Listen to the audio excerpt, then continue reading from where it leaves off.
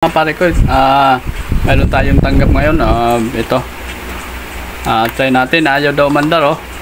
Sinaksak na natin, ayaw mandar. Yan, oh. 1, 2, 3. So, problema nito sigurado thermal fuse. Try natin buksan. Yan, bunutin muna natin. Buksan natin dito. Yan. Tapos ito. Yan. Okay. Test natin yung motor kung okay. Gamit itong tester. Nakalagay lang sa 1 key times 1 key. Yan, oh. Pwede rin times 10. Yan. At saan nyo gusto. So ayan. Test proof muna natin. Yan pumapalot yung test point. Yan. Okay. So test natin yung motor kung okay pa. So yan, ganito lang yan. Yan. Yan, pumapalo. Ibig sabihin okay pa. Ito okay. Okay. So yan. So okay yan siya. Ngayon, dito naman tayo sa kapasitor. Buksan natin to. Try natin, testing natin yung kapasitor kung okay pa. Kung pumapalo yung kapasitor. So yan. So yan, nabuksan na natin. Tingnan natin kung okay pa yung kapasitor. Lagay natin doon sa UF. Pag pumalo yan, ibig sabihin okay pa. Dito. Walang malagyan. Yan. So dito. Okay. Up. Okay. Okay siya, okay. Okay pa. So, okay pa yung kapasitor. Dito naman tayo sa motor. Yan. Sa motor tayo. Ito, motor. Tingnan natin kung okay pa yung motor. Pag pumalo yan, ibig sabihin okay pa yung motor. Yan, okay, oh.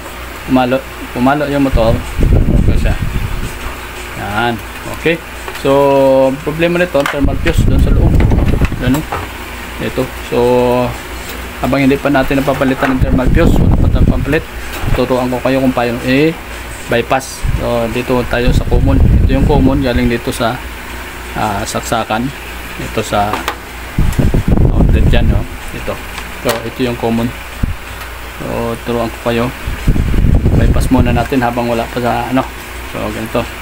Yan. Kunin lang yun, So okay, ito yung common. Papunta yan dun sa motor. Ito. Takbo yan dito. So tinanggal na natin.